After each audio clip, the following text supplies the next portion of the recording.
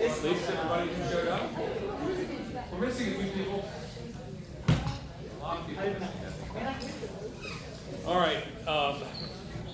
Yeah, I understand nursing decisions are upon us. So people out for both reasons, I think, right? Celebrating or not celebrating. We are, even without people missing, we're gonna go on to the best system ever, which is the urinary system or the renal system. This is as you will begin to see, a lot of the systems that we're going to be covering. We can often not very well separate them from cardiovascular system. We saw that a little bit with the respiratory system, right? There's blood everywhere, right? It's an important thing to have for all these organ systems to have access to cardiovascular system. So urinary system is no different. Okay, so we'll continue to bring along some of the concepts from cardiovascular system. So the first thing I want to, that's weird, I forgot about that. Stop. Okay, thank you. Throbbing kidney. I didn't know they did that. What we're going to be talking about mostly in our approach to the urinary system is the filtering of blood, right, and the reclaiming of water and important ions, and the production of urine, these sorts of things. But there's a variety of other things that are happening here besides the regulation of those water and ion levels in the body.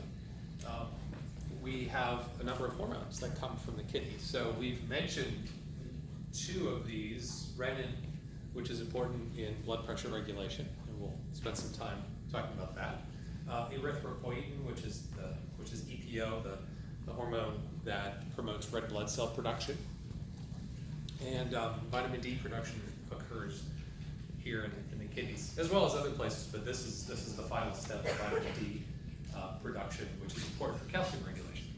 So we'll be talking about, maybe not EPO much, but we'll spend a little bit of time on the other two as we move forward in the course. Okay. So a little bit of review for you. I know that you've learned about the anatomical components of the kidney, but I want to review a couple of the most important parts. So all kidneys, or both kidneys maybe, are made of nothing but nephrons. Okay? Nephrons include a tubule system and a vascular supply.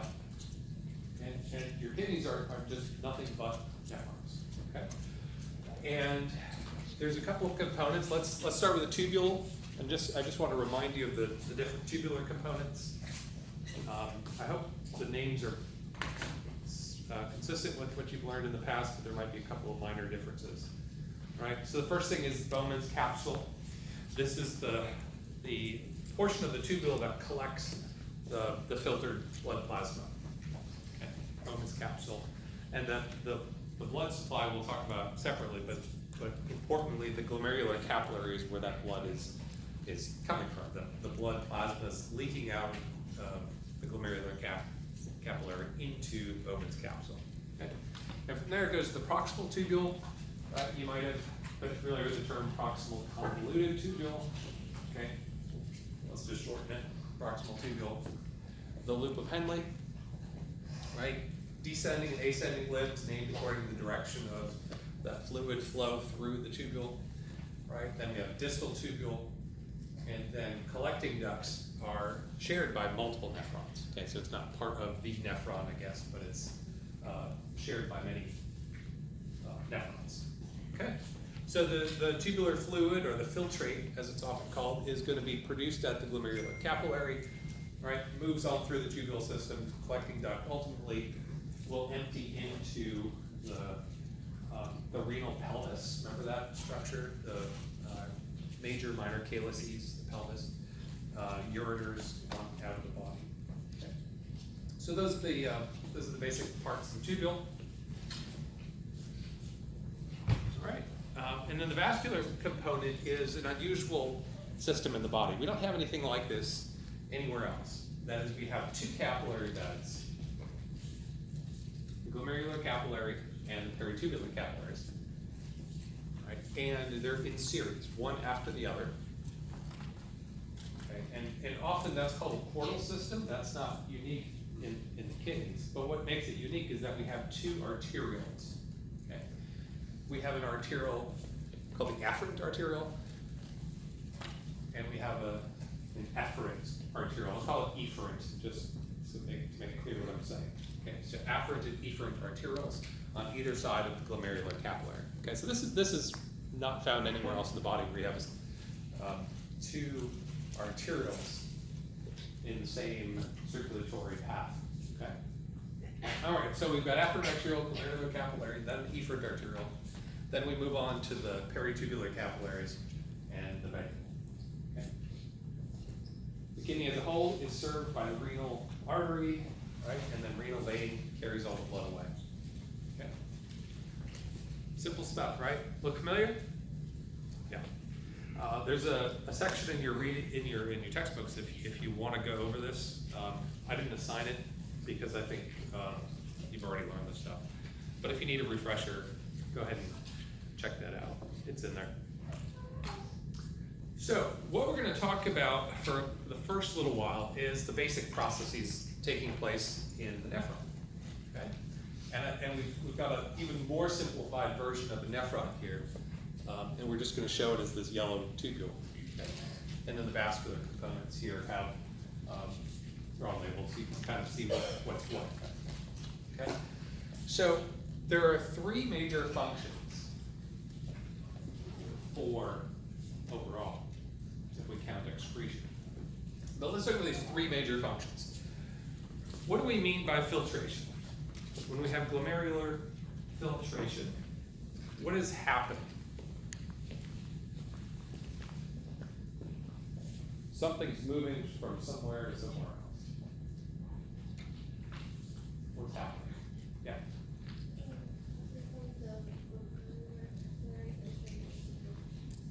Okay, so we're moving, what are we moving? Plasma. Okay, so we're moving blood plasma, and let me, everything that's in plasma except one thing. Okay, except two things, cells and proteins. So cells are not part of plasma. You've got the plasma and you've got the cells. Okay, so when we're thinking about the fluid component that does not contain cells, we're also, besides excluding cells, we're going to be excluding proteins. Okay, so glomerular filtration is moving plasma. I didn't leave myself enough room here, but plasma minus proteins, no proteins, is going to go from the glomerular capillaries to Bowman's space. Okay, I'll just abbreviate there. Right. So this is a process of filtration. Have we seen filtration before?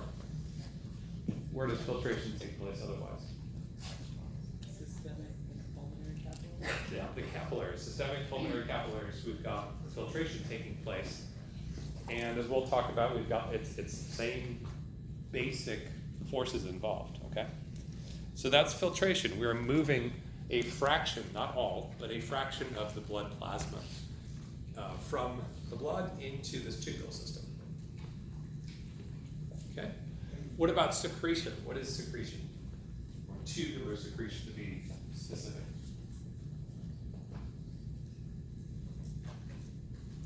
What's happening with tubular secretion?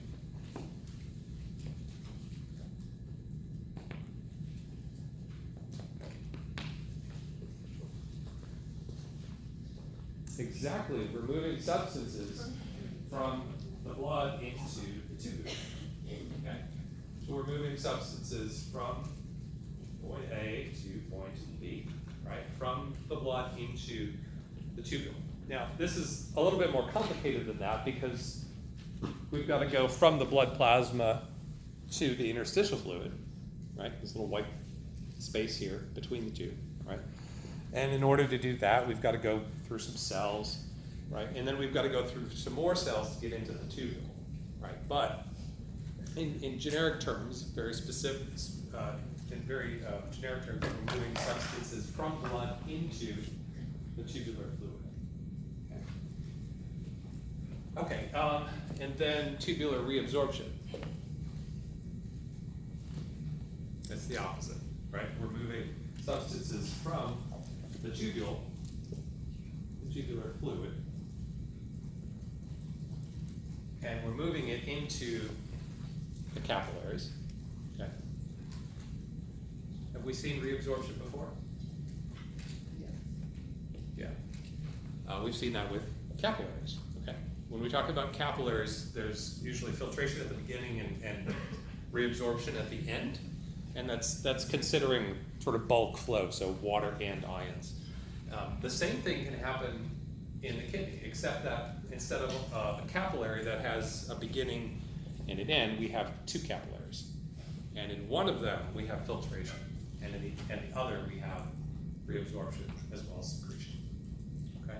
So secretion and reabsorption can be used to talk about that bulk flow process or moving moving water, but more often, when we talk about reabsorption here, we're talking about specific things, okay, ions and so on. So pretty much the same, but we'll use them slightly different in the kidney to talk about individual substances rather than bulk flow.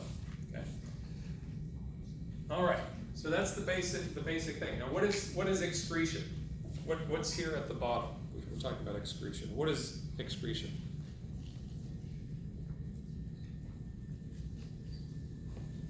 Getting rid of waste. Now we're going to get rid of something, wastes. Okay, so we're taking some substance that was found in the blood at the glomerular capillaries, and either through filtration or secretion, it's found its way into the tubule. Right. And it wasn't reabsorbed along the way, and so if it finds itself in the urine, passing through this process, then it's been excreted. Okay. So it's a process that has sort of multiple steps, right? So you could have a substance that is filtered, right, and it ends up being excreted. Or you could have a substance that's filtered and some more of that substance is secreted, right? And so there's different ways to get there, right? But if a substance was found in the blood and now it's in the urine, it's been excreted. Okay? That is, it's been removed from the blood. Okay? So we can have different ways of handling various substances in the body. Okay? So we can have combinations of things, right? So we can have filtration and secretion working together, like on the left, to remove a substance. We can have filtration, but then we pull back some of it, leaving only a fraction left for excretion, like in the middle, right? Or we can have filtration and then complete reabsorption, and nothing is excreted, like on the right. Okay, so different substances are handled in different ways, and it's often helpful to think about the end, right? What's the purpose, right? So in the case of glucose, do we want to excrete glucose? No. So what's going to happen? After we filter it, we're going to reabsorb all of it. Okay? So the kidneys work a little bit counterintuitively. You know this already, having learned about them previously, but we tend to filter stuff very freely, right? And have really no checks on what can be filtered apart from how big it is, right? So proteins are too big, but anything else can pass on through and is filtered, whether we want to get rid of it or not. But then we selectively pull out the stuff we like. Okay? So we're going to pull out all of the glucose, all of the amino acids, because that's useful to us. But if we've got a little bit too much sodium, we'll let some of that go. Okay? So filtration is the first topic we're going to be talking about, is something that has a restriction on the basis of size. So proteins and larger can't be filtered or can't pass through. But anything else can, right? We don't prevent glucose filtration, even though it's something need to keep in the body. Okay, so all these three processes, filtration, secretion, and reabsorption, are used differently for different chemical or different compounds in the body. So if we were to calculate how much of something's an excreted, we need to know how much is filtered of that substance, how much of that substance is reabsorbed, and how much is secreted, right? So how would you do it? How would you come up with a formula for excretion? Given what you understand about the direction of movement with these processes. Okay. So take a moment, talk it over with somebody if you like. And probably come back. All right. Oh my gosh. Good. Let's move on. I hope you understand why. Okay, if not, I think the only thing I'll tell you is that students tend to mix up secretion and reabsorption about which way it's happening. Okay, so if you needed somebody close to you to sort of clarify that for you, make sure that you really drill that into your head. That filtration and secretion put things into the tubule, right? And reabsorption takes things out of the tubule. Okay, so let's talk about filtration. We have a structure here where the glomerulus or glomerular capillary and Bowman's capsule come together, and this is the site of filtration for the nephron. Now, all of the nephrons collectively have lots of surface area for this process, and we can call this collectively the filtration membrane, just like we talked about a respiratory membrane when it came to gas exchange at the alveolar capillaries, or pulmonary capillaries. So that's what's happening here. Now, how much blood goes to the kidneys? Quite a lot. Okay, how much, what was your cardiac output? Do you remember at rest? 5 liters per minute, right? And the renal blood flow, right and left kidneys, is about 1 liter per minute. Okay, so 20% of all of your blood flow is happening through your kidneys. Okay, that's hard to admit. You know, that's not saying there's 20% of the volume in the kidneys. Okay, but the flow, that amount of fluid volume per minute is quite substantial. Okay, there aren't many places in your body that are so small that get so much blood. Okay, so we've got about 1 liter per minute traveling through all of those glomerular capillaries. Okay, and if we want to know how much plasma that is, because we're interested in filtration, and the cells aren't filtered, right? The plasma, if we take a sort of standard hematocrit of 37.5% by volume red blood cells, the rest of it, the plasma, is about 625 milliliters per minute. Okay, so that's kind of a standard number we like to use for the kidneys under normal conditions. Okay, so the filtration rate, that is how much of that plasma, that 625 milliliters passing through every minute, how much of that leaves the blood and goes into the tubule system is a pretty substantial amount. It's 125 milliliters per minute. What fraction is that? Math. Math. A little math. We're going to conquer math today. About 20%. Okay. So 20% of the blood goes to the kidneys, and 20% of the plasma that goes to the kidneys is leaving the blood. Okay, goes into that Bowman's space here, this capsule, and into the tubule system. Okay, so quite a substantial amount, 1/5, 20% of the plasma that passes through the kidneys leaves the blood. Okay. Okay. So, what is responsible for this massive fluid movement? Okay. no surprise, we're going to see these things we call Starling forces. Your book refers to them as that. But these are the hydrostatic and the osmotic pressures involved. Okay, and there's nothing here that's really new compared to what we've seen already in your standard capillaries. Okay, but the magnitude of some of these are going to be just a little bit different. So we'll take a look.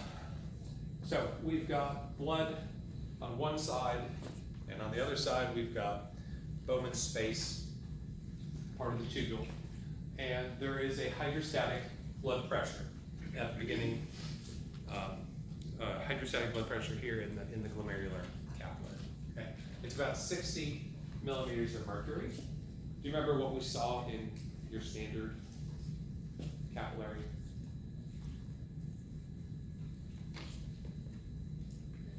It was about 35.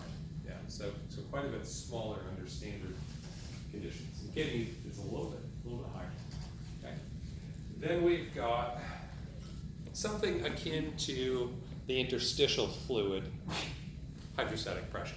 Okay, but here we don't have an interstitial fluid because we're emptying that filtrate, that fluid, into Bowman's space. Okay, it's not going into the interstitial fluid. This is an enclosed space, right? And so this is a higher pressure. Okay. All right, there's no lymphatic drainage to pull away the extra fluid, right? It sort of gets dumped into the space with a narrow output on the other end. Okay. So this is the hydrostatic pressure of Bowman's space. Okay. So you're going to see the GC for glomerular capillary and BS for Bowman's space. All right. So those are the hydrostatic pressures. Why do you suppose that Bowman's space is so high? What explains why it would be high? Where's that fluid going that's being produced?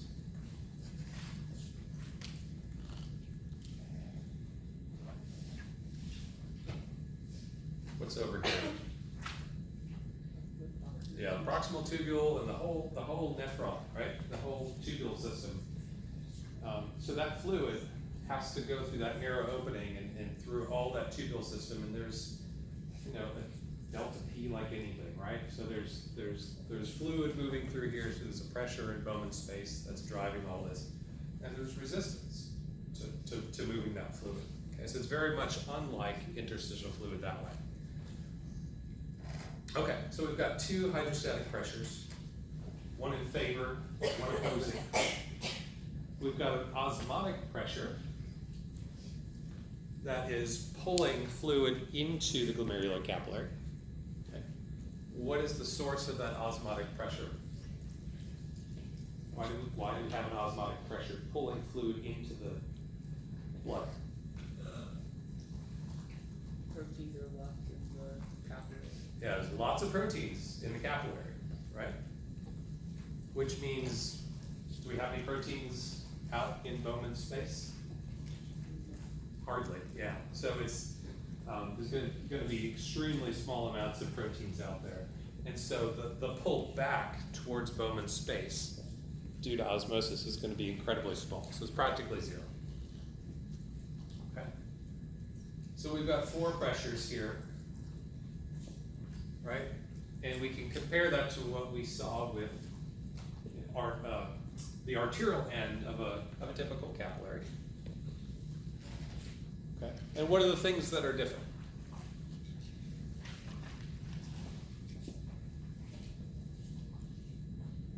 What makes the biggest difference here?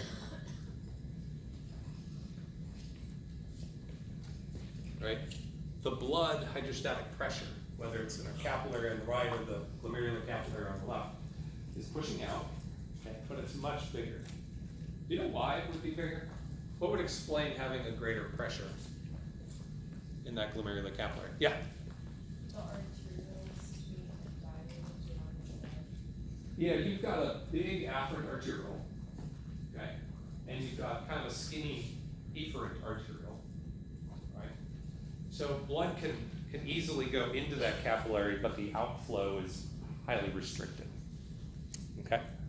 So that helps to elevate the glomerular capillary pressure. Okay. What else do we have here? Bowman's space compared to the interstitial fluid. Hydrostatic pressures are very different, right? And again, that's because we've got the interstitial fluid space is just sort of this endless fluid in your body, right? It's all interconnected, and it's really hard to generate a hydrostatic pressure there because it just gets drawn away by the lymphatics. Okay? And then these others are relatively similar. Okay? But these are the two main things, right? The hydrostatic pressure seems to be quite different in the kidney compared to a typical capillary. Okay? Now, if we wanted to calculate the net force driving fluid out, we would obviously call that the net filtration pressure, wouldn't we? Sure we would. And what would we use to calculate that? What values would we want to use?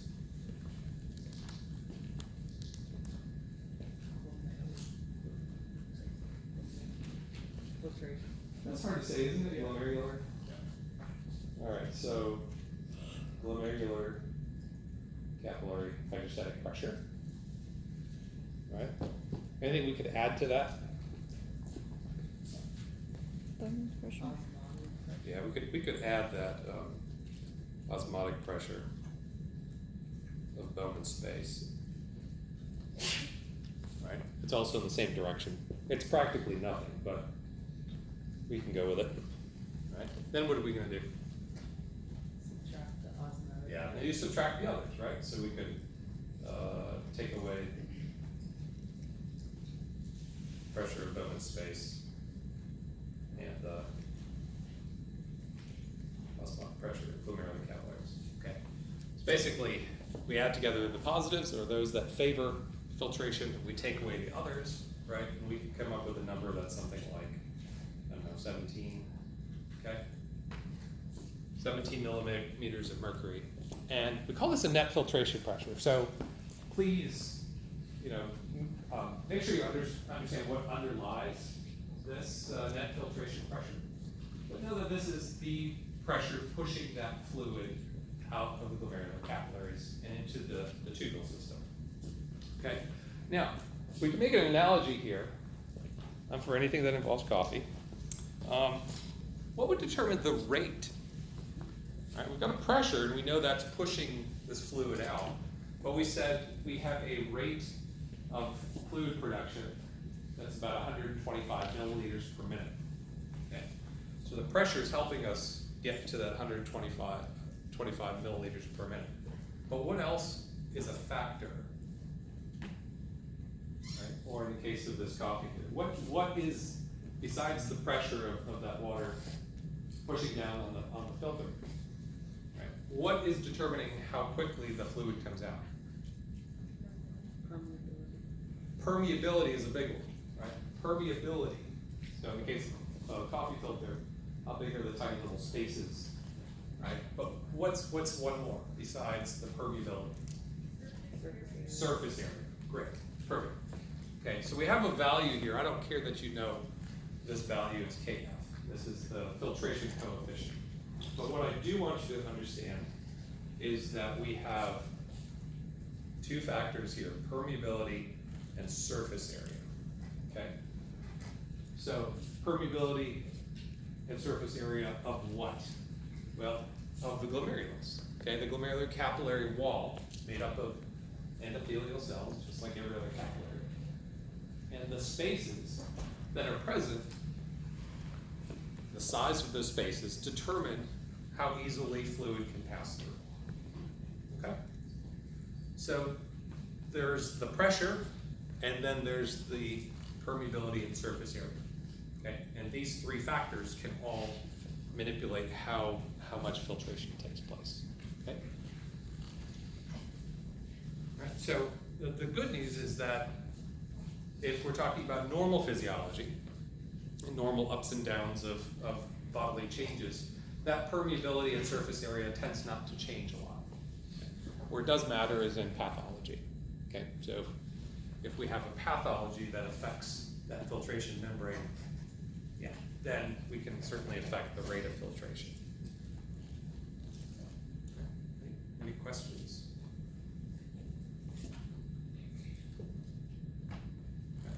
If I could work in cookies, it would be great. I could live on coffee and cookies. All right, so given what you understand about these forces that are involved in filtration, how do the following items here change our filtration rate? Okay, so I would suggest going for the cause first, right? What, for example, what does hypertension have to do with filtration? Okay, and like you put it up or down for the effect on GFR.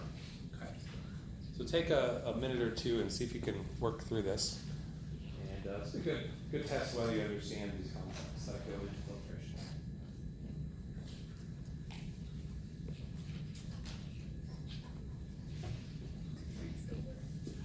See a lot of you looking around like got nothing to do, so I assume we're done, or at least lots of us are. What about hypertension? What factor is going to be affected if we have a high blood pressure? What factor that impacts filtration? A higher flow into the capillary. We're going to have more blood pushing its way into those glomerular capillaries, which affects what named variable that we talked about? Hydrostatic pressure of the capillary. Hydrostatic pressure of the glomerular capillary. Perfect. Okay, that's going to be elevated. Okay. Anybody have elevated NFP? Nobody? Okay. Okay. That is also true. Okay, but it's because of this value. So this is a little bit more specific than just saying a high NFP. Okay. So NFP and pressure of the glomerular capillaries are in the same direction, right?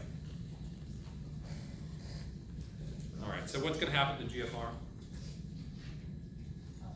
Oh, okay. What about hypoproteinemia?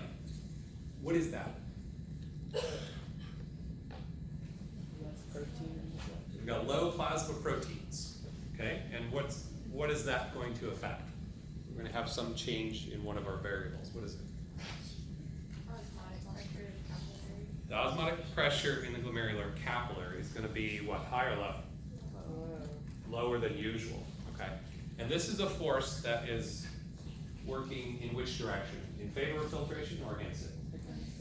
Against it, okay? So it's working against filtration, and if we lower it, we're going to have less force opposing filtration, right? So what happens to GFR? Increases. It should go up, right?